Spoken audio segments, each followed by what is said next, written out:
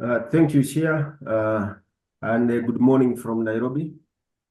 I wish to start my remarks by thanking Nepal Institute for International Cooperation and Engagements for hosting the Indo-Pacific Future Forum for 2024 and for inviting Mashariki Research and Policy Center, Kenya, to share our thoughts on this topic addressing non-traditional maritime threats in the Indo-Pacific region. My name once again is Brigadier retired Dr. Kabage. I'm the CEO of this institution. I also wish to appreciate my fellow speakers today. I want to center my discussion on moving beyond the traditional security understanding that is state-centric and shift towards human security. The use of terminology non-traditional threats remains contested. It has been contested because it is a post-Cold War conceptualization that perceived that nation states would not go to war with each other. This was the assumption in the post-Cold War era that states would now cooperate for good order in the sea. Yet, in the present, we see ever-changing global competition on the sea. Non-traditional threats are contextualized in the literature to refer to interventions not directly related to naval warfare. This discussion fits within the United Nations Sustainable Development Goal 14. This goal is about the sustainable use of oceans, seas, and marine resources, conserving and sustainably using the oceans, seas, and marine resources. Oceans and seas are essential to human existence and life on Earth. They offer natural resources, including food, medicines, biofuels, and other products. Moreover, oceans and seas are the planet's greatest carbon sink.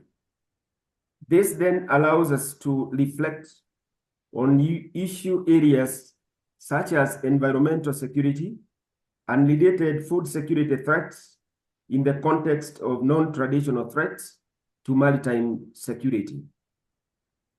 In the non-traditional maritime threats, we can talk about such issues as climate change, drug smuggling, piracy, sea robbery, terrorism, and illegal, unreported, and unregulated fishing, IUU. These issues are often interlinked and cut across national and physical boundaries.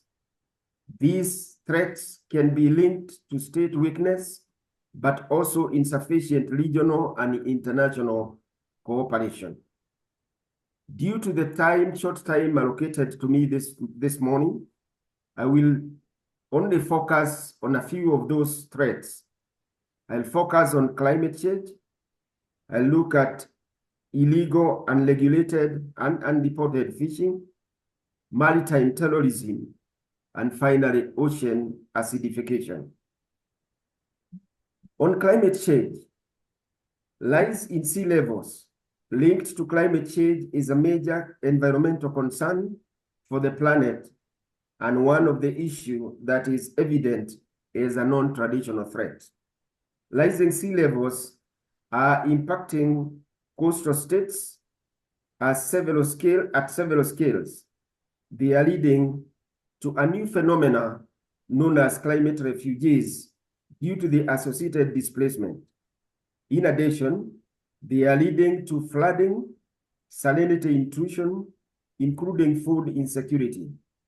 The Maldives Island is one of the developing nations facing this threat, even as climate adaptation and mitigation interventions are put in place. On illegal, unregulated, and unreported fishing, littoral nations and coastal communities around Indian Ocean are dependent on fishery for their livelihoods. IUU is referred to in literature as unsustainable practices that lead to the depletion of fish stocks. The end result is that they are detrimental to the marine ecosystem. These activities are largely enabled by weak governance mechanisms where states are unable to police their marine resources. This then allows actors, such as organized criminal groups, to engage in these illegal activities. In the end, the potential of the blue economy, which is critical to socioeconomic development, is impacted negatively by these illegalities. On ocean acidification. Ocean acidification, which is linked further to global warming, is further impacting on human security. The immediate implication is the negative impact it has on coral reefs. Coral reefs are a key building block towards coral fisheries. In addition, they are an important cog in food security for coastal population, in addition to sustaining exotic tourist destinations. Addressing the impacts of climate change is therefore critical in this regard as a way to secure livelihoods while sustaining the Earth's resources. On maritime terrorism. Maritime terrorism also has no internationally agreed definition.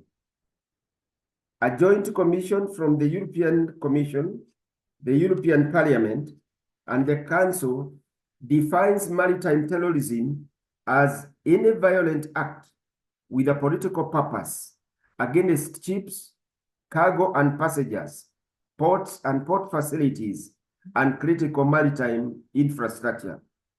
In the Indian Ocean region, there has been cases of these acts of sabotage by organized criminal groups, such as on the Somali coastline, and which disrupts maritime trade. The Houthis attack on ships on the Gulf of Aden of late and part of this year has further demonstrates this challenge. Having demonstrated the four challenges, what then do I propose as measures to counter those threats? One, I'm proposing cooperation of littoral states at regional and continental levels in areas of maritime security. It is important, such as to be able to address such issues as illegal and unregulated fishing.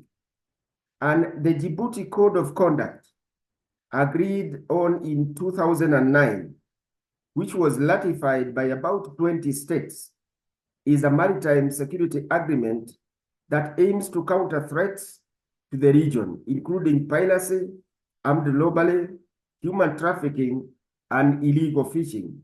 So it is important that littoral states cooperate in implementation of this code of conduct. The other intervention is to enhance multilateralism, such as leveraging on the opportunities for cooperation allowed such programs as the Indian Ocean Rim Association, IORA. This allows cooperation on matters of marine safety and security, as well as disaster risk management. The other intervention is adherence by littoral states to mechanisms such as the Food and Agriculture Organization Code of Conduct for Responsible Fisheries of 1995. This code, which is voluntary, provides standards for marine resources conservation and management. The code takes into account the economic, cultural, and environmental significance of these resources. Another intervention is that governments at bilateral and multilateral levels should initiate policy interventions for climate change adaptation and mitigation, including finding cooperative mechanisms. And lastly, I am proposing that there is need for a community-based institutional management within the Indo-Pacific region. This mechanism has been applied in contexts such as Kenya and Madagascar. These have been particularly applied in the context of coral reefs management. Community-based approaches help to bring a wide range of stakeholders in what can be deemed as bringing multiple stakeholders to the conservation table. In this way, they also bring local knowledge, experiences, and also enhance ownership. Lastly, I wish to recommend that the international community needs to work collaboratively in order to towards a free and open Indo-Pacific region, which is free for all of us. Thank you so much, and I'm ready for Q&A. Thank you.